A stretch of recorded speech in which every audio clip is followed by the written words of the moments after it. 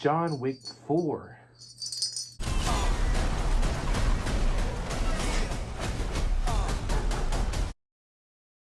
It's about time. John Wick Chapter 4 was directed by... Hold on one sec. Theoretically, this is why people write scripts. Chad Stahelski? Stahelski? Ah. John Wick 4, directed by... So John Wick 4, directed by Chad Stahelski. Oh my god. John Wick 4 is directed by Chad Stahelski. There we go. Good God. So as the fourth installment of the John Wick franchise, ever so growing, I think, John Wick 4 continues the saga from where John Wick 3 left off, hence why there's a number 4. That's usually how sequels work. To give a brief retrospective of what I think of the previous John Wick films, this is one of the few franchises I can easily say gets better with each progressing movie. I thought John Wick 1 was a great start with a very simple story. John Wick 2 was a great time, though I will say, I think out of all of them, the second one is probably the one I've seen the least. And then of course my personal favorite, John Wick 3. While these were great movies, I didn't really know what to think about the upcoming sequel. In a world filled with plenty of sequels at the moment, John Wick 4 didn't really catch me off guard for its existence. There was no real ending point with the previous 3 movies, so it made sense that there was going to be a 4th movie. I just wasn't as hyped for it as, say, John Wick 3 was. And I feel that's because of the amount of sequels we're getting nowadays. You know what? We're getting off subject. But the point is, John Wick Chapter 3 left a good impression on me, so I just didn't really know what kind of impression number 4 was going to leave. And thankfully I can say this right now.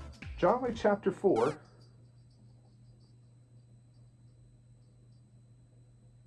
John Wick Chapter 4 is my personal favorite of the franchise. Not only does John Wick 4 hands down deliver on everything that the 3rd movie offered, but in my opinion, it elevates it to a much bigger scale. This is a much bigger John Wick movie compared to any of the other 3. I saw this at a humongous screening at an AMC theater, though the amount of commercials that they had at the beginning definitely turned me off. The movie was absolutely a spectacle. The colors, the action, everything in this movie hit the right notes, with the exception of one thing. John Wick Chapter 4 did everything a good sequel needs to do. Takes what's worse than the previous movie, and you guessed it, it makes it better. The action in this movie is so high octane, so in your face, so violent, so much fun, it's a blast. Every action sequence in this movie is paced so remarkably well, and if you're a huge fan of John Wick, boy do you have a friend in the last 30 minutes or so, because this movie is just, oh man, it's so good. I think what makes John Wick Chapter 4 a bit interesting, in my opinion, compared to the first 2 sequels, is the narrative. Comparatively speaking, I feel this one is both complex like those 2, but I also feel it's easier to follow. The movie knows how to hold your hand, but it's also definitely not afraid of letting it go, and with that said, this is one of those movies that kind of sucks when you have to take a nice big piss. Listen, I was holding my piss for about 2 hours, alright? The last 30 minutes came up. As great as the action is, I had to let it out.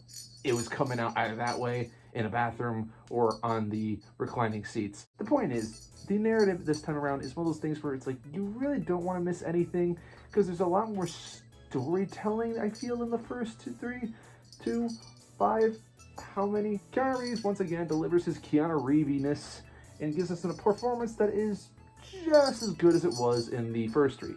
It's nothing like amazing, but it's Keanu Reeves. Who doesn't love him? And Donnie what? Okay, this is the second time I've had to bring this thing out. I don't know my... Donnie Yen. But his appearance in this movie is absolutely welcoming. I love his character. I love everything they did with his character.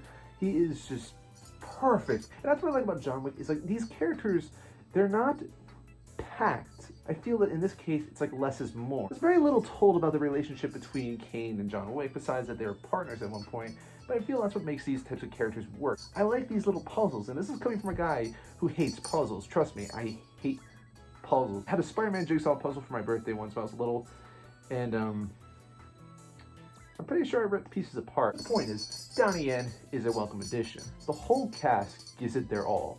And honestly, what more can I say there? Tragically, actor Lance Reddick passed away shortly before the movie was actually released, so this is his final big movie. I think as a whole, I feel it's a good final send-off kind of movie. As I loved his character in previous movies, I feel that it was just, no matter what, a welcoming time to see him once more in this movie. And yeah.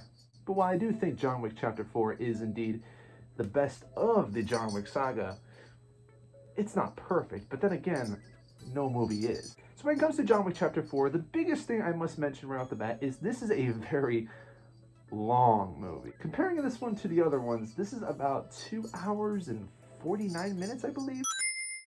And with that said, John Wick Chapter 4 is about 20 minutes too long in my opinion, which is kind of frustrating since a lot of that can be a factor towards the action sequences, which is literally what John Wick is all about, but I don't know, man. I was definitely feeling it. But John Wick Chapter 4 as a whole felt like it was a little too long at points, and some sequences overstayed its welcome. There was an amazing car chase sequence in the middle of the movie. By the middle, I mean more towards the end. But that car chase, as impressive as it was, did kind of go on for a little too long, and somewhat didn't really need to be that long. It was a visual spectacle, but that's great. But I feel the spectacle kind of took too much precedence over the story, which is a case for a lot of action movies. Another thing I like to point out is the violence as a whole in this movie. As weird as it sounds, didn't have the same crunchiness. In the first 3 movies, I feel the movies were a lot more violent and gory, and this one was very violent, don't get me wrong. John Wick Chapter 4, if you love violent movies, you're getting your fix here. But as a whole, I feel the gore and blood aspect of it definitely took a little bit of a tone down this time around. I don't know, maybe it's just me. One sequence I must mention did frustrate me was this fight at the beginning of the movie in this club in Japan. I think it was Japan. Oh god, I gotta rewatch this movie. But the point is, in this club fight sequence, there's this cool green light that's shining upon the battle. And as cool as it is as a nice little effect, it did kind of make things awkward to look at, and at points kind of an eyesore. I couldn't really tell what I was looking at, and with John Wick, these movies, the action's usually pretty fast-paced, so with a person that was struggling to see what I'm looking at, it just kind of looked like a toilet flushing at a glow-in-the-dark mini golf course. Another thing about this movie, which is, I don't think this is a problem, but it's kind of weird. John Wick never really spoke that much. At least I don't recall him speaking that much, but my god, never has that ever really been noticeable as much as this movie. I swear, Keanu barely opens his mouth, and when he does, it's definitely Keanu Reeves. Like, you hear that voice, it's like, it's Keanu, and I love him to death. I love you. The thing is, I swear, I don't remember anything John Wick says. I remember anything else other characters said, but John Wick just didn't really say anything in this movie that stuck with me. But then again, it's not so much of a bad thing, because I feel that John Wick is a man of no words. He's more of a man of action. So I don't see that as a problem. I just see that as like a noticeable thing. It's kind of like when you watch Cars and you count how many times Owen Wilson says, wow. The movie as a whole was shot quite beautifully. I love how these action sequences feel very drawn. They feel very cut together to the point where it's almost like a smooth transition. Kind of like Birdman, where it's a movie that's all multiple scenes, but it's cut and shot in a way where it feels like one continuous scene, kind of like a play. So here, in certain action sequences, that's what it felt like. And also, I can't believe I've gone this entire time without mentioning, Bill Skarsgård is freaking amazing. He plays a great villain this time around. It's just perfect kind of villainy. But again, it's not like these characters are super deep. They don't really need that deepness to be engaging. John Wick is a faster paced franchise, and I feel putting the puzzle pieces together about how these characters live, who they are, what they are. That sentence was really weird. I'm losing my words here, but you get my point. I feel less is more in certain case scenarios, and when it comes to John Wick, less is more, and I feel the point gets across quite well. Though I will say, maybe some people might have a problem with that. Personally, I don't. And I love John Wick. I just love it to death, so this movie sat well with me. And of course, there was a dog. You can't have the best dog movie franchise without having a dog in it. But as a whole, I don't really have too much to say about John Wick that isn't spoiler heavy. And if you're a huge John Wick fan, and you haven't seen this movie yet, well, what the hell's taking you so long? So if you haven't seen it yet, go see it now and avoid the internet like the plague. Trust me, you do not want anything ruined for this movie. This is a great time from beginning to end. It is one of the most fun movies I've seen in 2023. The best John Wick film by far. Just don't drink a lot of water before going into it, because you're going to regret that decision. Thank you so much for watching, and take care.